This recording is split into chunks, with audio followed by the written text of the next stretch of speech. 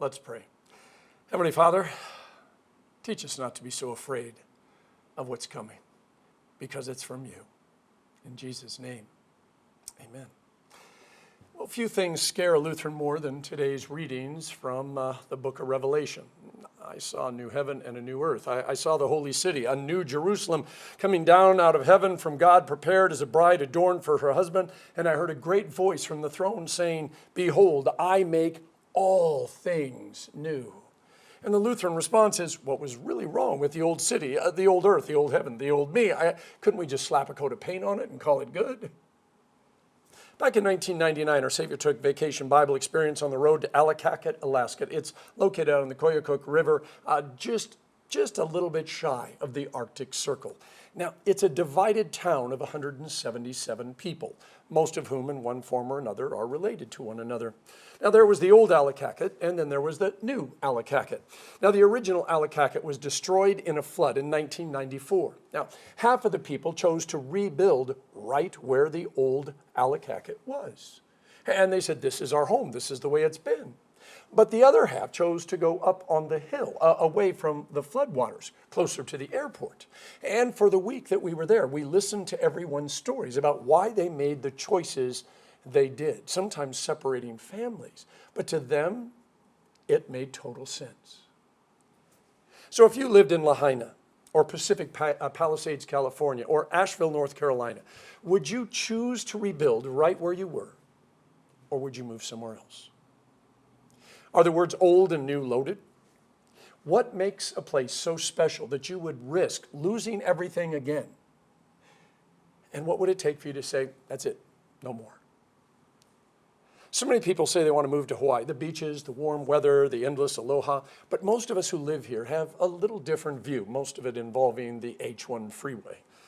I remember my parents talking about the Hawaii of the 1950s and the 1960s. My dad remembers it, from 1947.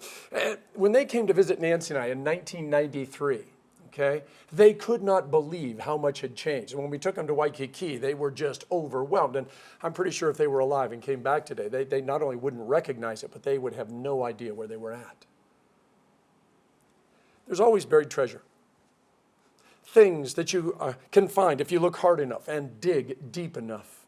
Every person has at least one story where love and grace shone through the dirt and the darkness of their life. Every city has at least a redeeming place. Every place you can find something where people say, no, that's the identity.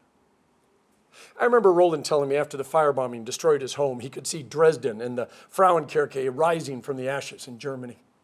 I remember Fumiko talking about Tokyo being ablaze during World War II, and all the homes being destroyed and them having to flee to the country, and her praying for peace and a new Tokyo.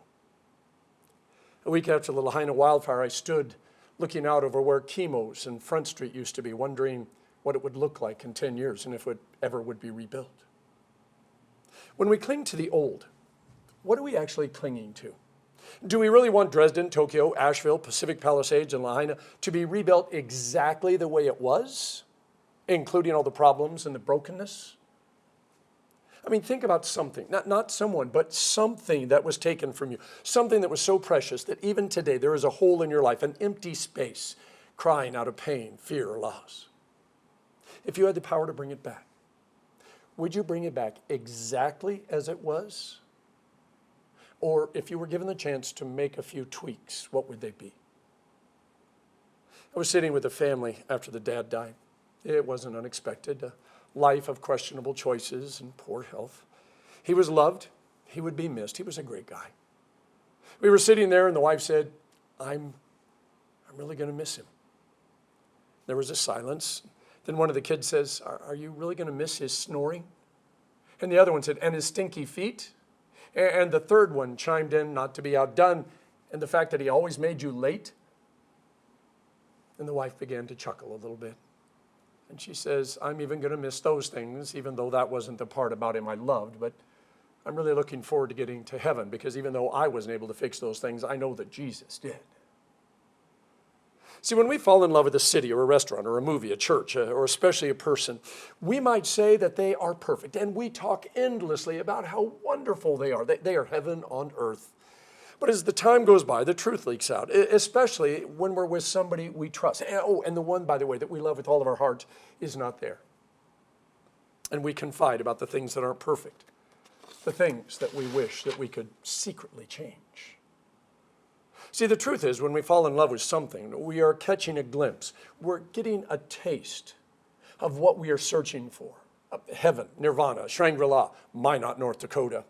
The place or the feeling that defines perfection for us.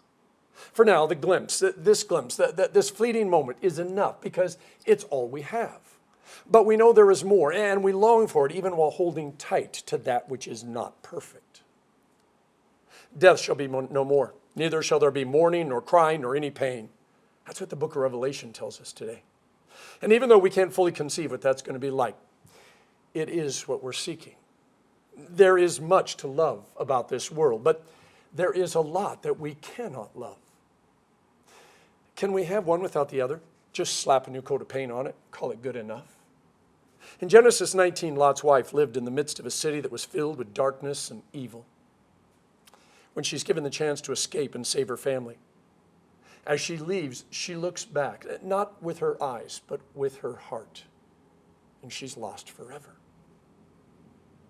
The closest I come to baking is watching the Great British Baking Show. Now, I have all sorts of useless knowledge about being stodgy, creme pat, soggy bottom, shoe, and scrummy.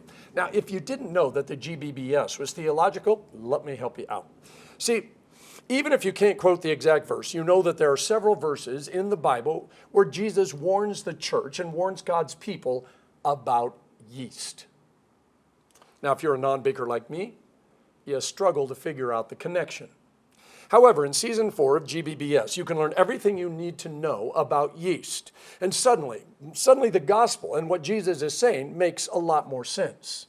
You also, as a bonus, get to learn how to make some really scrummy bread. Now, for the new to be born, not only does the old have to die, but there can't be anything left of the old, or else the new isn't new. It's just mostly new. It's the same old thing with a fresh coat of paint on it. It's the law of nature. So Jesus was hanged on the cross, and it's getting harder and harder to breathe as the fluid builds up in his lungs. One thief was using his last minutes of life to make fun of Jesus. Save yourself and us. Well, especially us. The other thief initially joined in, but then he has a change of heart. Jesus, remember me when you come into your kingdom. No vows of not thieving anymore, no apologies, no promise to pay everyone back. He doesn't even really ask to be saved, just remembered. But it was enough for Jesus. Today, you will be with me in paradise, Jesus said. And being saved by grace through faith has a new and unlikely poster child. If you were to ask Jesus to remember you, what would you want him to remember about you? I want you to think carefully. If you had 5 minutes to summarize for Jesus everything that is important about you, everything that identifies you, so that Jesus could write your obituary, what would you want him to say? I want to take it a step further because in Philippians 3, St. Paul says, our citizenship is in heaven, as we eagerly await a Savior from there, the Lord Jesus, who by the power that enables him to bring everything under his control is going to transform our lowly bodies, our imperfect bodies, our old bodies, so that they will be like his brand new glorious body. So it's not just the heavens and the earth that are getting a complete makeover. So are we. Now, what do you want your glorified body to look like? What specific requests are you going to put in on your dream sheet? Then I saw a new heaven and a new earth, for the first heaven and the first earth had passed away. When a fire, tornado, hurricane destroy a town, and families return to go back where they had their whole lives. And all they can find, by the way, is maybe a picture, a piece of jewelry, a scrap of something. Why is it that they are so amazed, so pleased, so happy? What do those things represent? Why is even the smallest of finds so important? I was thumbing through YouTube the other day, spending about 5 seconds on each of the videos before deciding what I was going to watch. That drives my wife crazy. Anyway, I came across a rendition of Handel's Messiah. It's an Easter piece that we've co-opted for Christmas. Now the cued section was the entire chorus singing, "The kingdom of this world is become the kingdom of our Lord and of his Christ." And then the baritones begin with, "And he shall reign forever and ever." And slowly the rest of the chorus added their voices until they were all singing the hallelujahs. And if we had been there, I have no doubt that the rafters would have been shaking. Luther was clear that there are two kingdoms, a kingdom of this world and a kingdom of God.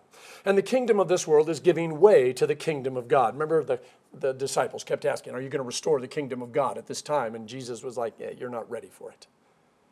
See, the kingdom of this world is our kingdom, the one we created for ourselves, the one with all of our favorite things, as Julie Andrews used to sing about. And if she was just singing about raindrops on roses and whiskers on kittens, and that was our world, and we'd be fine. But this kingdom, our kingdom, is not nearly so innocent as, or nor is it as pure as cream-colored ponies and crisp apple strudel.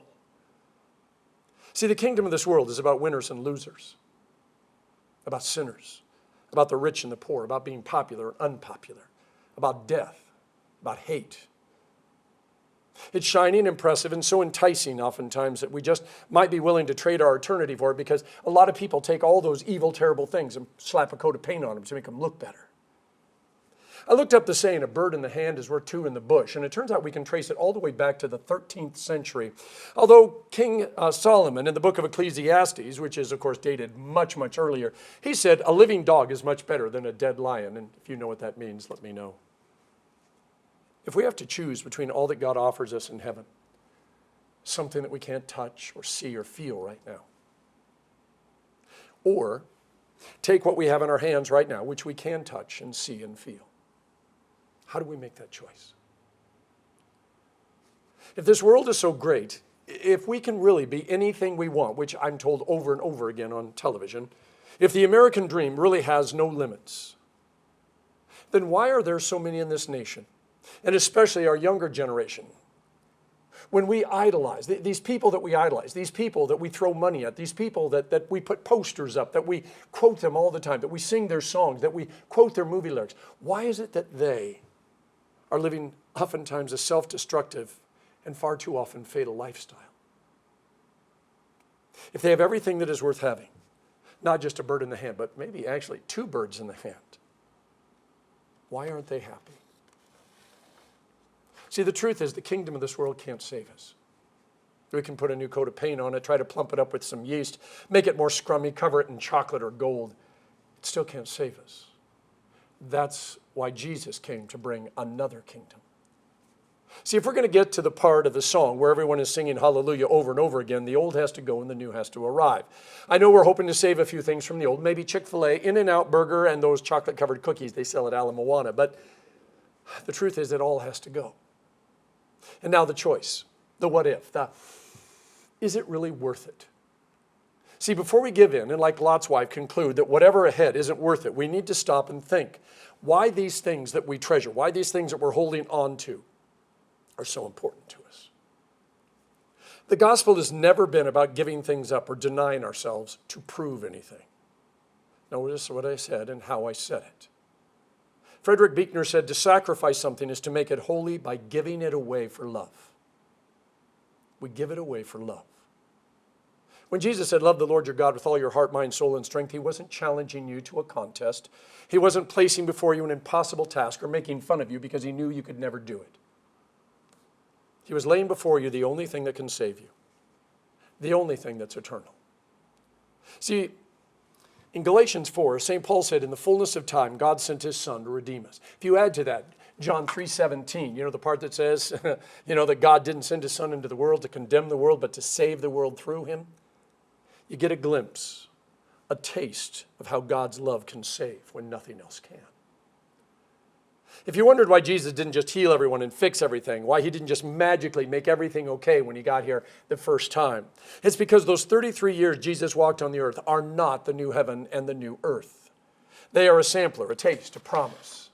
See, if you're a fan of Chip and Joanna Gaines and Fixer Upper, when Jesus was here, that was a lot more demo day than the big reveal. God's love overflowed out of the heavens and was incarnate in Jesus. Jesus gave hope to the poor and the oppressed, healed the sick, ate with sinners, went toe-to-toe with the religious establishment, loved the unlovable, held the hand of lepers, gave sight to the blind, and raised the dead. But all of those things were temporary in the fact that all those individuals that were healed and loved and given hope died. See, the kingdom of God began to arrive to give us a taste of the kingdom, which Revelation 21 says will dwell forever and ever and ever and ever. See, when I ask what makes the things I love the most, it is never about the thing that they are. There is something beneath them, which is the real meaning, the real thing that I'm clinging to. See, when I finish a job and I look at it and I go, man, it's done, I remember my dad turning to me and saying, good job, Mitchie. When I eat a waffle, I remember my mom smiling and laughing and wiping the powdered sugar off the counter. When I throw the ball for Molly, the dog you met last week in the children's message, I remember my kids playing in the backyard. When I stand at the ocean, I picture God saying, let there be an ocean and fish and sunsets. And even a green flash if the conditions are right. See, it's not the things. It's what is beneath and around and under the things. And that's why when all this is gone, all of it, what will be left will be what mattered most and what I was searching for all along. And that's why I'm not afraid of a new heaven and a new earth. Nor do I need to look back, because what I longed for, what I was really looking for, is right there ahead of me. As we look around, we see signs of a world so deeply loved by God that even as it spirals into nothingness, He refuses to give up. And the only thing God said that was worth saving from this whole world and this whole universe was you. Yeah, can you believe that? God says, out of everything in the universe, the only thing worth saving is you. There will be a new heaven and a new earth, and you're going to get to see it all take place. And because I know God, I know you're going to love it, because what you were really searching for your whole life, it's going to be found in what is new, which, as it turns out, isn't so new at all, because you already knew. You had a glimpse, a foretaste. And now God is satisfying you fully. In the name of the Father, and of the Son, and of the Holy Spirit. Amen.